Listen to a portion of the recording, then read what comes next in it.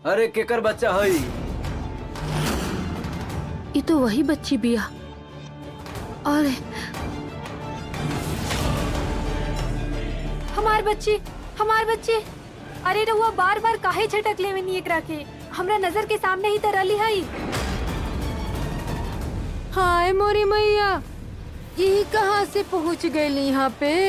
ई एजबिया तो कार्तिक भी होई ना कहीं पे? अरे छुप जा रे उर्मिला, छुप जा, कहीं धप्पा ना पड़ जाए फालतू में। देखा तानी रहुआ लोग, हमरा बच्ची के पीछे ही पड़ गल बाड़ी। हम पीछे पड़ गए बानी? हम पीछे ना पड़ रही तो दोबारा अपन बच्ची के बिलखता छोड़ गायब हो गल रही। हम तो ओकरा खाली गिरे से बचे नहीं है। हमार बच्ची है, हम कुछो करी, रहुआ उसे का? एक तो पता भी नहीं के कि एकरे बेटी ही है, फिर काहे पड़ल बिया पीछे? कार्तिक जी रउआ सही समय पे नहीं है। ई औरत याद बिया रउआ? ये आज फिर अपन बच्ची की यहाँ रोवत छोड़ कहीं चल गई रही। अगर हम समय पे ना आई थी तो बच्ची दिया पे गिर के जल सकत रहे। और अब हमरा ही हमार बच्ची है, हम कुछो करी, रहुआ उसे का बा? बस करी। रउआ के भले रउआ के बच्ची के परवाह ना बा, लेकिन अपन बच्चा के खोए का दुख हमनी के अच्छा से जानत आइन जा। अगर आज वैष्णवी समय पर ना आवत तो ये दुख के रउआ भी अच्छा से समझ जेती। हम अपन बच्ची के ध्यान अच्छा से रख सकतानी। रहुआ अपना महारानी से कहीं कि इसे हाथ दूर ही रखस।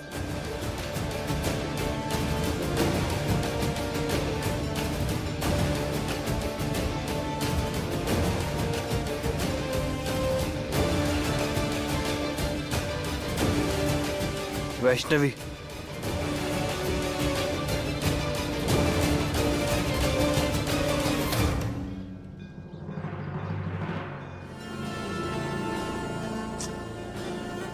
जब तक ई लड़की ना यहाँ रही, हमार जियल हराम करके रखी। अब फिर तो यहाँ से निकल चलला में भलाई बा उर्मिला। वो औरत से ना हम बाद में बात कर ले। चलो रे। कार्तिक जी हमरा वो औरत ठीक नहीं खिलागत। वो बच्ची शायद होकर नहीं खे तो गड़बड़ बा। पता ना हमरा ऐसा काहे लगा था कि वो हमारे बेटी भी है। हमार खो गईल बच्ची। रवा खुद सोची कार्तिक जी, ना तो छठी मैया हमरा बार बार उहे बच्ची से काहे मिलवती। जरूर ही कोनो मैया के इशारा बा। बंद करो वैष्णवी, हर बच्चा में अपने स्त्री के देखल प्लीज।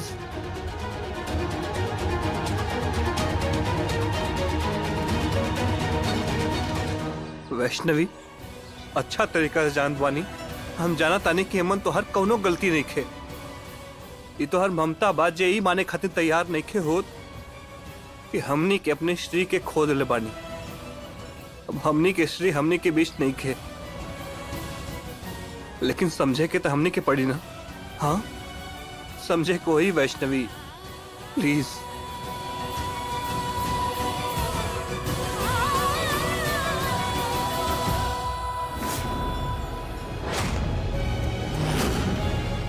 ई उहे बच्ची की बोतल होखी, हम देख के आवता नहीं।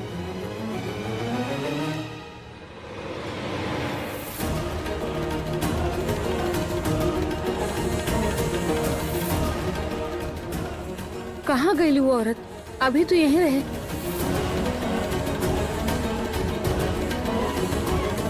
वैष्णवी,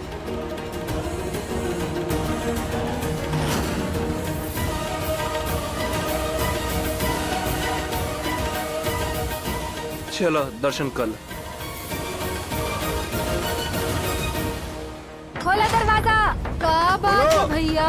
अरे खोलो दरवाजा। आधी रात के दरवाजा तोड़े पे तुरल बाकी। बताओ हमारी बच्ची कहाँ बिया? एक मिनट, हमारी बच्ची बिया कहाँ? तहार बीबी है नू, बुलावा ओकरा के। का काम बरुआ के वैष्णवी से? वैष्णवी ना, बच्चा चोर कहा उनका के। हमार बच्ची चोरा के भागे गाड़ी हूँ। भैया दीदी के अब और कितना परीक्षा देवे के पड़ी। जन्म लेती वो अपने माई के खो देली, और जब स्वयं माई बनली तो उनका एगो पुत्री उनसे दूर हो गईली। शैशव, कलयुग में पाप बढ़ा था और साथ ही मनुष्य के जीवन के कठिनाई भी बढ़त जात बा।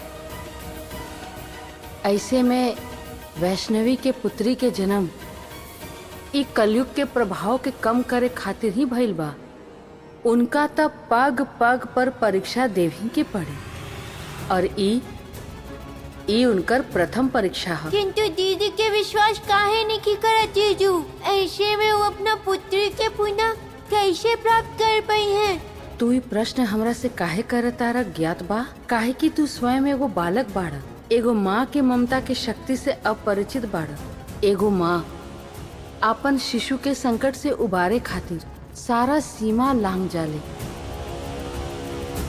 वैष्णवी भी तब तक शांत ना बैठी जब तक वो अपन दोनों पुत्री के अपन आंचल में सुरक्षित ना रख ली। अभी के खातिर तो हम केवल इतना ही कह सकेनी कि ये युद्ध सरल ना होगी।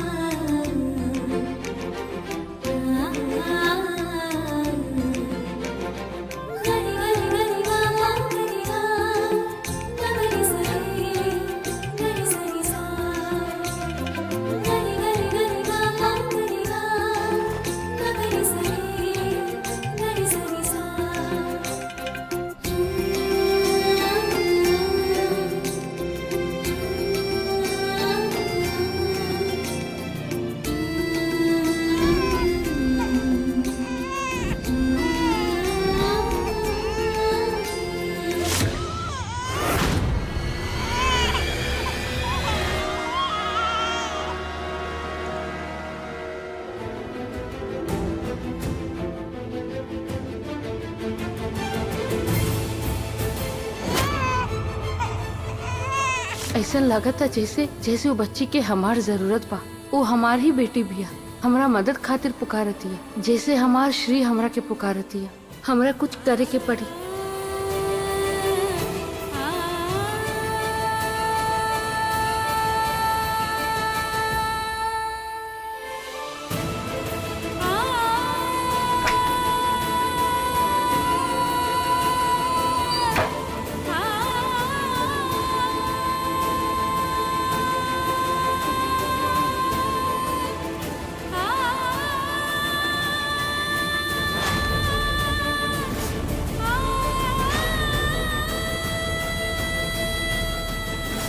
ई कहीं वो औरत के पता तो नहीं खे? खोला दरवाजा। का बात बा भैया? अरे आधी रात के दरवाजा तोड़े तुलल बा। हमार बच्ची कहाँ बिया? कहाँ बाड़ी? एक मिनट, कहाँ बाड़ी हमार वो बच्ची लड़की? बिया कहाँ? तहार बीबी है नू, बुलावा ओकरा के। का काम बरुआ के वैष्णवी से? वैष्णवी ना, बच्चा चोर कहा उनका के। हमार बच्ची चोरा के भागल बाड़ी हूँ।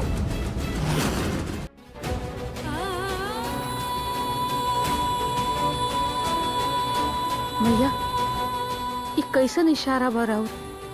ई तो वो औरत के घर के पता लागता। बाकी ई वक्त हम ओकर घर कैसे जाएं? ई बात कार्तिक जी से कहब।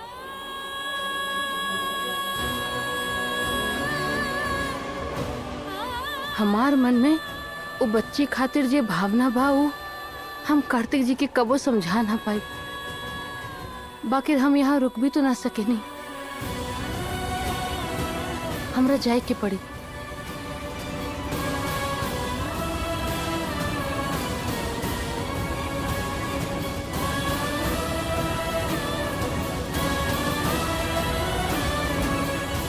हे छठी मैया, हमार साथ दिया।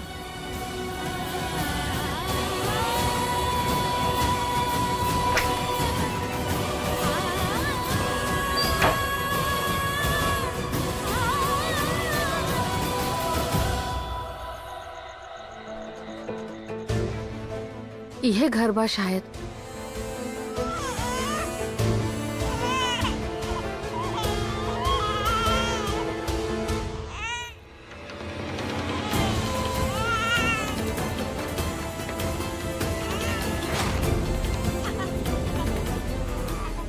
हे मैया, ई बच्ची तो अभी भी रोती है। कोनो माई इतना निर्दयी कैसे हो सकेले मैया? अपन बच्ची की रोवत छोड़ के कोनो और काम में मन कैसे लग सकेला होकर? वो बच्ची तक हम कैसे पहुँचब?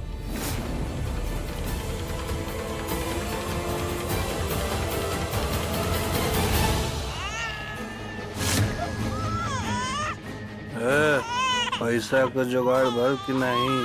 पैसा आई आई पैसा।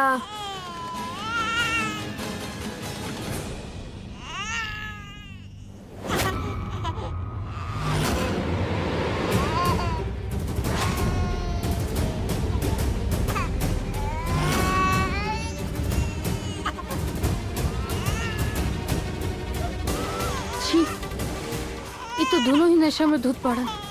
कोनो भी बच्ची के परवाह ही नहीं की करत।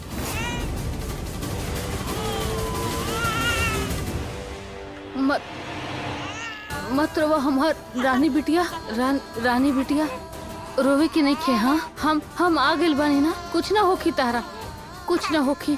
हम सब ठीक कर दे। हाँ आजा आजा।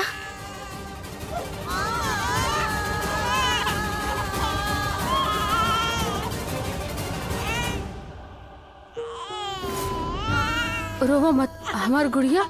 हाँ रोवा मत, रो मत।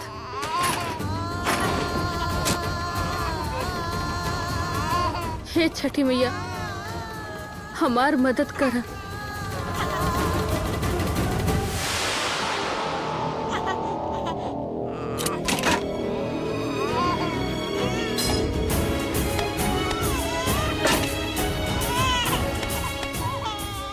आवा आवा हमार गुड़िया, आवा।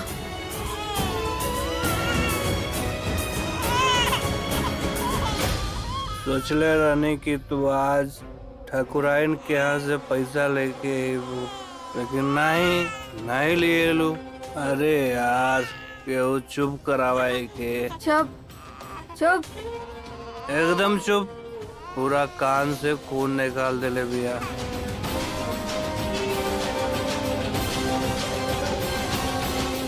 कुछो भइल का? बड़ा अजीब से खाली खाली लागता। अरे वो दारू के बोतल खाली खाली लगता, दूसर ले आवा भरल भरल। हाँ खाली तो हो गइल बा। दूसर ले आवा।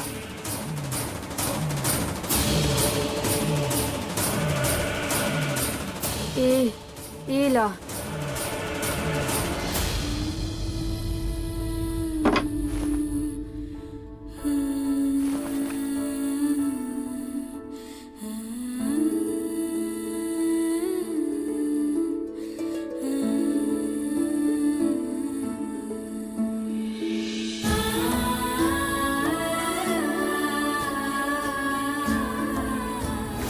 हमरा ई बच्ची के जल्दी से जल्दी यहाँ से लेके जाए के हुई, हमरा निकले के हुई। ई बच्ची के इनका पास छोड़ला बिल्कुल सुरक्षित नहीं है। हमार श्री, हमार लाडो रानी, हम आ गइल बानी ना, सब ठीक हो जाई। हाँ हम सब ठीक कर दे। हम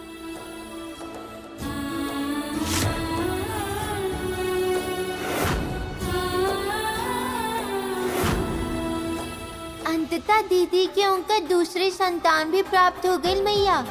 अभी कहाँ शैशव, ममता के आवेश में वैष्णवी द्वारा उठावल गई कदम ओकर जीवन में और भी कठिनाई ले आई।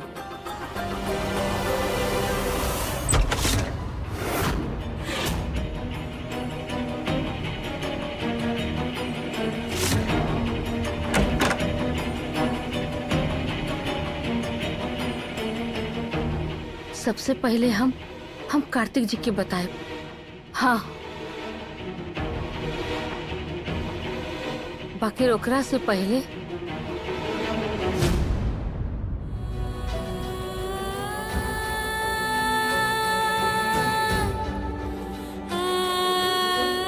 भैया, हमरा के हमार जन्म देवे वाली माई के गोद कबो न नसीब भइल।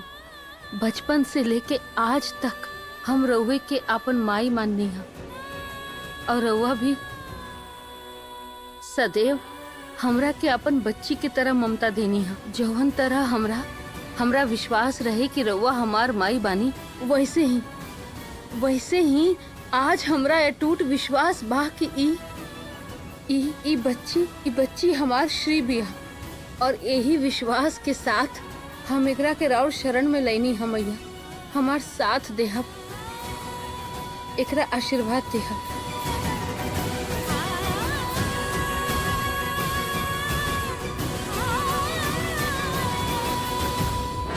दरवाजा खोलो। दरवाजा खोलो दरवाजा। खोलो दरवाजा। खोला दरवाजा। खोलो जल्दी। खोलो दरवाजा। तोड़ दो। खोलो दरवाजा। खोला दरवाजा। दरवाजा खोलो ठाकुर साहब। दरवाजा खोलो दरवाजा। खोलो खोला दरवाजा। दरवाजा। का बात बा भैया? अरे आधी रात के दरवाजा तोड़े पे तुलल बा केहू? भैया कौन बा उपेंद्र?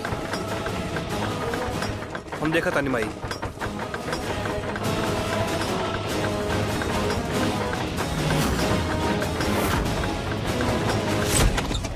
कहाँ बाड़ी? कहाँ भी हमारी बच्ची?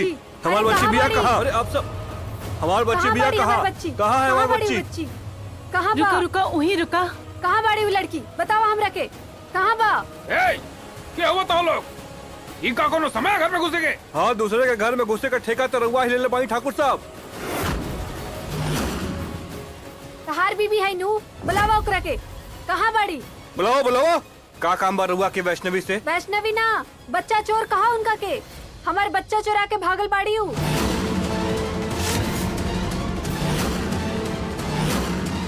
दिमाग खराब हो गल बका रहुआ का? तू काहे के चुराई रहुआ का बच्ची?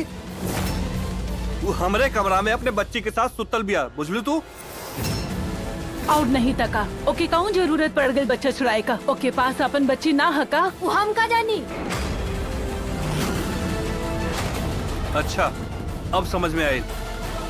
वैष्णवी रहुआ का हेल्प करे तो ओकर एहसान रहुआ एक तरह से चुका होता नहीं। कोनो बात नहीं, हम वैष्णवी के खुद बुला देता नहीं, रहुआ के तसल्ली हो जाएगी। बुलावा। वैष्णवी, वैष्णवी।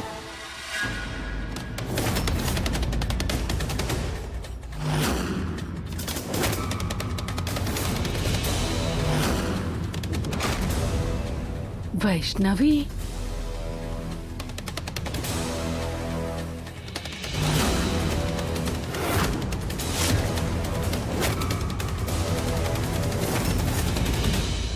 वहाँ का करता रू?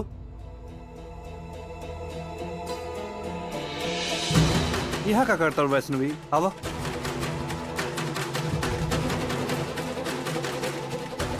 सुनता हूँ ना ये औरत का कहतिया?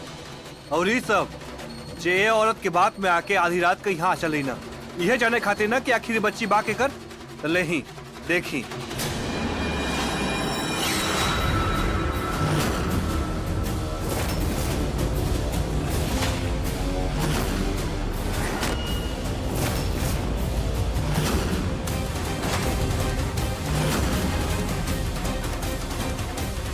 ये देखा, देख ला, ये हमार बच्ची है। देखा, सब देखा, ये बच्चा चोर के करतूत।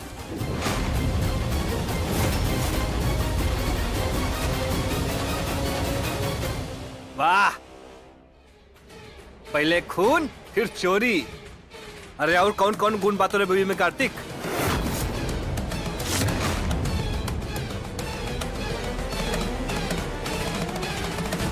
वैष्णवी, का भाई सब ये बच्ची तनकर भी है ना? कार्तिक जी, हम रउआ सारा बात बताई। बस रउआ ई मत कहब कि हम ई बच्ची के हम इनका के दे दी। अरे का कही हूँ और का ना कही हूँ? का हम गरीब लोग एक खातिर बच्चा पैदा कईला कि हवेली वाला लोग हमनी के बच्चा के चुरा के ले जा?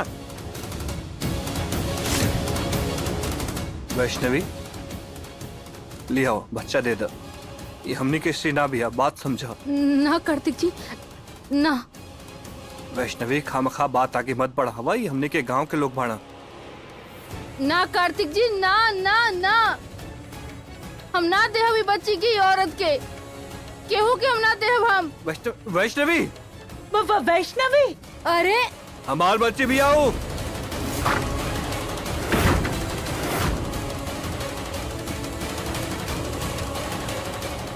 देखा था अरे वो लोग, अरे वापस कर हमार बच्ची। चिंता मत करी वैष्णवी, बंद कर पागलपन। वैष्णवी, वैष्णवी दरवाजा खोलो। ये का पागलपन बा? ना खोलब हम। हम अपन बच्ची के केहू के ना देहब, अपन पास रखब। हम खुद से दूर ना करब, ना देहब हम। ये हमार श्री बिया। कहा होगा बा वैष्णवी के हर बेरी दूसरे के इंसाफ दिया वाली लड़की केहू के साथ ऐसा अन्याय कैसे कर सकेले, केहू के बच्चा के आपन कैसे कर सकेले। न जाने का बीतत बा ओकरे मन पर। अब तू अपन माँ के पास बाड़ू। हाँ, डरिया ना। हम बानी ना। हमार रहत कोई हाथ न लगाई तारा के। हाँ, यही रहबू तू हमार पास, हमार साथ। वैष्णवी हमारी बात सुना, तू दरवाजा खुला केहू कुछ ना कही, हमके अंदर आवे दो, हमें बात करे के बा। बस जवान बाटे 4 गज के, अक्कल ढीला भर के भी नहीं थे। एक बच्ची ना संभाल पहले पैसा ले ले बिया हमरा से बहुत सारा। देख ला, बच्चा हमार चोरी भइल बा और हमदर्दी बच्चा चोर के दिया था। तू सब खड़ा काहे बाड़ो? तोड़ा दरवाजा। वो लड़की देखे में पगलेट बिया। अगर बच्चा के कुछ कह देली तब जा तोड़ा दरवाजा। देखा ठाकुर साहब, रहुआ अपने बहू के बाहर निकालब कि हमने के अपने तरीका से निकल जाओ। अरे क्या करते लो? ए जी अम्मा हाय। वैष्णवी लोग दरवाजा तोड़े जाता ना, दरवाजा खोलो प्लीज। ना ना ना खोलब, हम दरवाजा ना खोलब। अब हमने के पास करो दूसरा रास्ता नहीं खे, हमने की दरवाजा तोड़े के ही पड़ी। हाँ तोड़ दो चलो चलो कौनो तोड़ दो। जरूरत ना। हाँ, वैष्णवी तो हाथ बच्ची दे दे, कम से कम हमार भरोसा तक करा। अरे रहुआ पर का भरोसा करी? अगर अपना बहू पर लगाम लगौले हो तू तो आज ही दिन देखे के ना पड़ी हमरा और रहुआ। दिमाग फिर गइल बा ओकर, पागल हो गइल बाड़ी हूँ। बस बकवास बंद करो। वैष्णवी के खिलाफ एक शब्द भी ना सुनब हम, बुझलो? कैसे सुनबा? खुद जे मिलल बड़ा ओकरा साथ। ऊपर वाला देखा था सब, चोर कहीं का। तू लोगन के कहले से हम चोर ना हो जाई।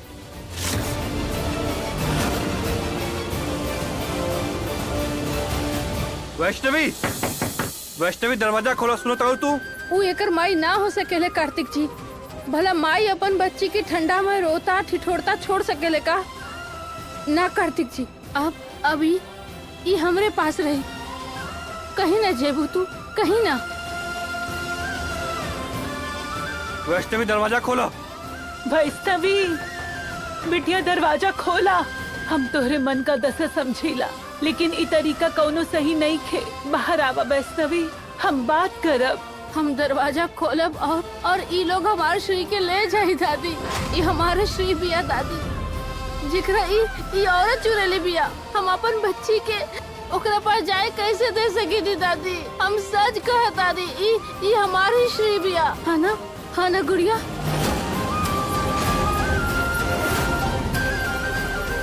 हम एकरा केहू के भी कहीं न ले जाए थे। हम ए उम्र के बच्ची के आपन फायदा बा। 12 साल के उम्र तक भीख मांगी, ओकरा बाद तो जिंदगी भर। भैया, ये तो हमार बच्ची के बेचे थी। रुका।